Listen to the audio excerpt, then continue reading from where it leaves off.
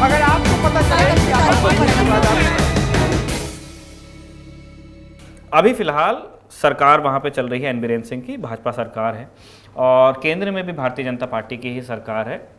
तो दोनों तरफ मतलब लीडरशिप को लेकर के कोई कंफ्यूजन नहीं है, क्लैरिटी है। वहाँ भी साफ मैंडेट है, यहाँ भी साफ मैंडेट है और मोदी सरकार ने लगातार नॉर्थ ईस्ट को अपना एक फोकस एरिया माना है और ये फैक्ट है कि काफ़ी काम उन्होंने वहाँ किया भी है।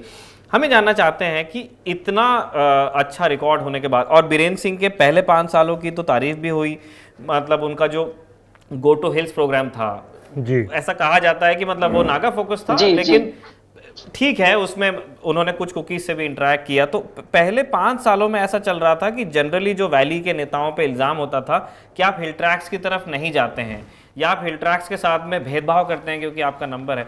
उस हिसाब से बीरेन सिंह का जो रिकॉर्ड है वो डेवलप होता जा रहा था, सही जा रहा था। वहां से हम देखते हैं कि एक बीरेन सिंह अब हमारे सामने है जिनके हाथ में ज़्यादा चीज़ें रह नहीं गई, अब सीधे सेंटर से चीज़ें कंट्रोल हो रही है। सिक्योरिटी एडवाइजर दिल्ली से गया, डीजीपी आपको त्रिपुरा से लाके दिया गया, जो अनाउंसमेंट राजभवन से होते हैं, अनाउंसमेंट सारे राजभवन से होते हैं। तो ये जो मेल्टडाउन हुआ है उसके क्या कारण आप देख रहे हैं कि क्या बीरेन सिंह के कुछ ऐसे फैसले थे जिसकी वजह से क्राइसिस पैदा हुआ, या क्या सेंटर की कोई पॉलिसी थी? जी मैम ये क्वेश्चन विल आंसर। इसको लेके मेरा जवाब बहुत क्रिस्प भी हो सकता है और डिटेल में जोड़ूंगा, थोड़े से जोड़ दें। बहुत क्रिस्प जवाब ये हो सकता है कि बीरेन सिंह की सरकार ने कुछ नहीं किया ग्राउंड पे।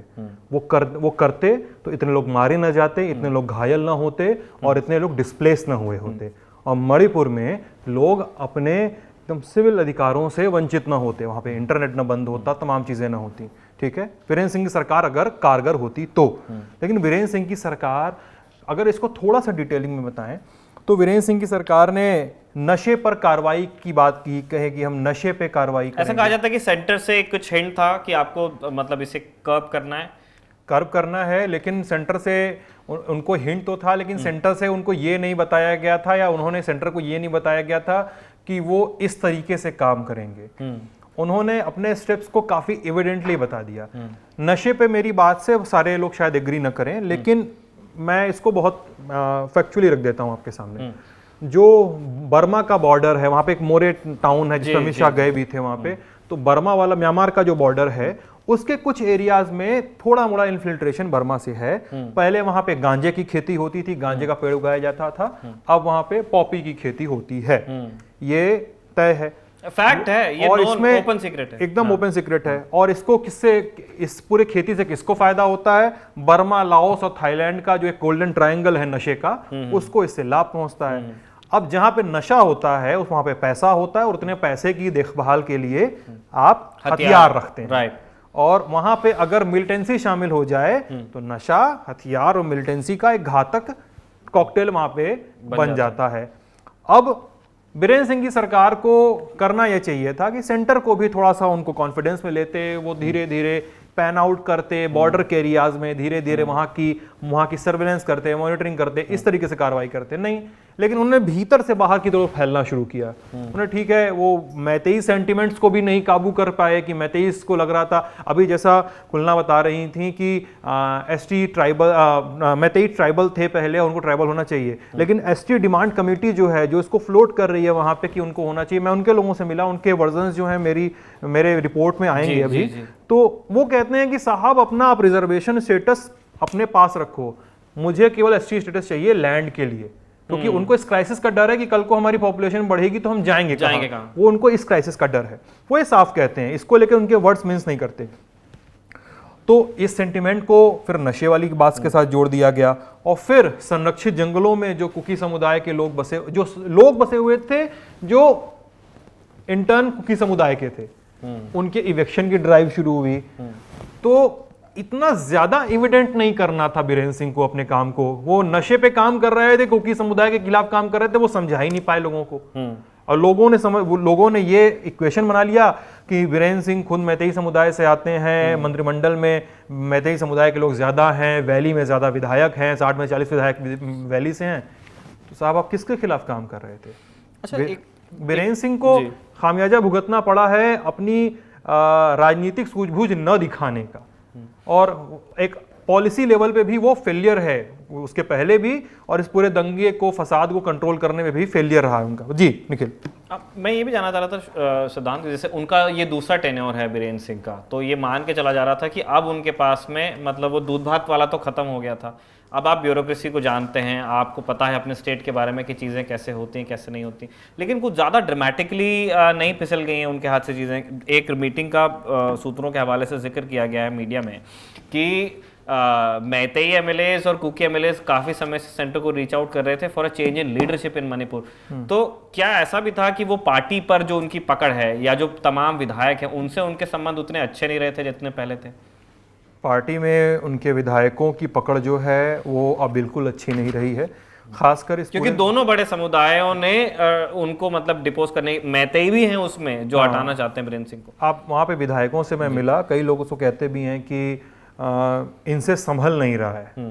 एक अभी तो वो निर्दलीय विधायक हैं और काफ़ी वोकल भी हैं, निशिकांत सपम, वो मुझसे बातचीत में कहते हैं, उन्होंने ऑन द रिकॉर्ड कहा है कि बीरेन्द्र सिंह की सरकार से संभलता नहीं रहे तो राष्ट्रपति शासन लगा के काम करना चाहिए, हालांकि डेमोक्रेसी में अच्छा स्टेप नहीं है, ये निशिकांत सपम के वर्ड है। तो वो ये कहते हैं। कई और विधायकों से मैं मिला तो ऑफ द रिकॉर्ड, क्योंकि अमित शाह थे तो एक सीक्रेसी थी, हर पार्टी के अंदर होती है इस तरह की सीक्रेसी, तो वो बोलना नहीं चाह रहे थे, बात नहीं करना चाहते, लेकिन ये बोल रहे थे कि यार इन्होंने गड़बड़ी कर दी, इनसे संभल नहीं रहा है, इनको पहले स्टेप लेना चाहिए था। लगभग कई विधायक ये कहते हैं ऑफ द रिकॉर्ड कि संभल नहीं पा रहा बीरेन्द्र सिंह से, और इसको लेके वो रीच आउट करते हैं सेंटर पे कि इनको बदल दिया जाए, हटा दिया जाए।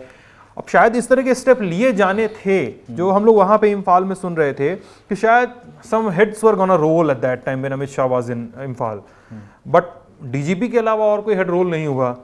तो अभी लोगों को ये थोड़ा कंफ्यूजन है कि सेंटर सोच क्या रहा है बीरेन्द्र सिंह गवर्नमेंट के लिए, क्या वो नॉर्मैलिटी का इंतजार कर रहा है सेंटर की तब बीरेन्द्र सिंह को अपदस्थ किया जाए, या किस दिशा में आगे बढ़ेगी, अभी थोड़ा समझना है इस पे। इसीलिए सिद्धांत की मतलब जैसे ये मणिपुर पुलिस की प्रेस कॉन्फ्रेंस में ये बात कही गई थी, कुछ सत्ताधारी एमएलएस ने इस बात को ट्वीट किया था कि 355 लगा है, लेकिन उसकी आधिकारिक अधिसूचना किसी के हाथ में नहीं आई, क्योंकि वो तुरंत उसको मतलब पिक किया गया कि अगर ऐसा हो जाता है तो ये एक बड़ा रेयर उदाहरण मतलब आता इंडिया के डेमोक्रेटिक हिस्ट्री में कि एक जो सत्ताधारी दल है सेंटर में, उसने अपनी ही पार्टी की सरकार को इस तरह से डबल इंजन, एक अपना इंजन गिरा दिया, एक इंजन अपना मतलब गिराया तो क्या, लेकिन उसका पूरा कंट्रोल अपने हाथ में ले लिया, क्योंकि 355 के बाद ही 56 है, तो उस तरह का था। लेकिन हम देख रहे हैं कि डीजीपी अगेन इसको दावे से कहने का कोई आधार नहीं है, लेकिन इस तरह की बातें खूब हैं कि पी टोंगेल को इसीलिए भी रिलीव किया गया या उनके हाथ में ऑपरेशंस नहीं रखे गए क्योंकि वो एक कम्युनिटी से आते थे, और जैसा आपको अभी इस चर्चा में सामने आया ही कि स्टेट ब्यूरोक्रेसी के अंदर भी ट्राइबल लॉयल्टीज को लेकर के लोगों के अंदर चिंताएं थी। क्या आपको भी इस बात में मेरिट लगता है या फिर कोई और कारण हो सकता है? एकदम है, इस बात में एकदम कारण है कि आपकी एक्शंस, जब इस तरह की घटनाएं होती हैं तो आपके एक्शंस मेरे ख्याल से चक दे इंडिया के शाहरुख खान जैसे हो जाते हैं कि आपकी आइडेंटिटी से और आपके गोल्स को समझा जाता है, आपके फील्ड पे एक्शन को समझा जाता है। तो वहाँ पे स्थिति ये है, और ख़ासकर मणिपुर पुलिस का इस पूरे मामले में जो जितनी कार्रवाई रही है अब तक की, नए डीजीपी का कार्यकाल अभी देखना बचा है, तो मणिपुर पुलिस की अब तक की जितनी कार्रवाई रही है बेहद शर्मनाक रही है। उसमें वो कंट्रोल नहीं कर पा रहे थे, और उनकी जो एक पर्टिकुलर आइडेंटिटी थी, एक कम्युनिटी जुड़ी होने की, वो तो इसमें आड़े आ ही रही थी। तो सवाल उठ रहे थे कि भाई आप काम भी नहीं कर पा रहे हैं, तो क्या इस वजह से काम नहीं कर पा रहे हैं कि आप इस कम्युनिटी से ताल्लुक रखते हैं? तो क्योंकि शूट एट साइट ऑर्डर के बाद भी आप शूट एट साइट नहीं कर रहे हैं ना, देखते ही गोली मारने का आदेश आप सीएम फ्लोट कर रहा है 1 महीने पहले, लगभग 1 महीने पहले आपका सीएम, आप क्यों नहीं शूट एट साइट ऑर्डर का इस्तेमाल कर रहे हैं, किस तरीके से इस्तेमाल कर रहे हैं ये भी नहीं पता चल रहा है ग्राउंड पे। तो आपकी इफिशियंसी और आपके आइडेंटिटी को साथ में जोड़ा जाता है वहां पे, इसलिए भी ये बहस उठ रही है निखिल। ठीक है, तो सिद्धांत एक आखिरी सवाल मेरा ये है कि अगेन वो एन बीरेन्द्र सिंह को लेकर ही है, हमें जानना चाहते हैं कि पिछले कुछ समय में जैसे उन्होंने खुद को कैरी आउट किया, आपने बताया उनके बारे में काफ़ी राय अपनी रख चुके हैं, हम कुछ स्टेटमेंट्स को लेकर के थोड़े ये जानना चाहते हैं कि अगर सू ना होता, सस्पेंड ना होता जो एग्रीमेंट था, और क्योंकि ये देखा गया बीते दिनों की कुछ एक्शन सरकार के जिनकी नीयत चाहे अच्छी रही हो या चाहे उसके पुख्ता आधार रहे हो, लेकिन उनको ट्रांसलेट वो वैसे ही हुए कि ये एंटी कुकी स्टेप्स हैं, एक्शंस हैं। जैसे उसमें से एक तो सू बड़ा उदाहरण है कि आप मिलिटेंट्स के साथ आपकी बातचीत टूट जा रही है, उसके बाद में जो जिस तरह से सीए एनआरसी का जिक्र हुआ, या जो सन ऑफ सॉइल वाला बयान था जो बहुत ऑफेंसिव माना गया कि कौन है सन ऑफ सॉइल, इस भाषा में था, मैं एग्जैक्ट तो नहीं कोट कर पा रहा हूं उनको, उन्होंने कई सारे नाम गिना दिए थे। ऑब्वियसली किसी को भी अपनी आइडेंटिटी पे सवाल अच्छा तो नहीं लगता है। क्या ज़्यादा बात हो जा रही, क्या मतलब ज़्यादा चीज़ें ऐसी वो कह दे रहे थे जिससे माहौल ख़राब हो रहा था? वो कह रहे थे उससे माहौल ख़राब होना, कई उदाहरण एक बताता हूँ आपको। मैं मणिपुर में था और मैं कुकी एरिया में था, कुकी लोगों के होल्ड में था, वहाँ पर जो उनका इलाका है, और उन्होंने अपनी एक प्रेस कॉन्फ्रेंस में कह दिया कि 30 Kuki militants have been killed. अब उन्होंने कुकी के साथ मिलिटेंट्स जोड़ा था वहाँ पे, और गाहे बगाहे जहाँ पे टूटा फूटा छितराया हुआ इंटरनेट चल रहा था, वो कभी कभी टेररिस्ट भी उन्होंने आई गेस बोला है। टेररिस्ट तो कहा ही था उन्होंने। जब मिलिटेंट, टेररिस्ट तो आगे की कहानी है ना, टेररिस्ट से एक स्टेप पहले आप मिलिटेंट्स यूज करते हो।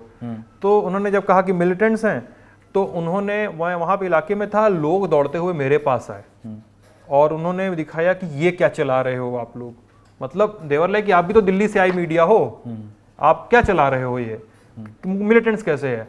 और फिर हम आगे बढ़ने लगे, तो मतलब हम गाड़ी में बैठ के आगे बढ़ने लगे, तो कुछ लोग का फोन आया कि ये क्या चल रहा है इधर में, सब लोग देखिए आप लोग। तो बीरेन सिंह लेबलिंग करने में चूक नहीं रहे हैं। एक उदाहरण है जो सन ऑफ सॉइल वाला कमेंट कर रहे हैं, ये भी एक उदाहरण है। बीरेन सिंह इस तरह की लेबलिंग करते हैं, वो कुकी लोगों को मिलिटेंट्स कह देते हैं बिना किसी शिनाख्ती के।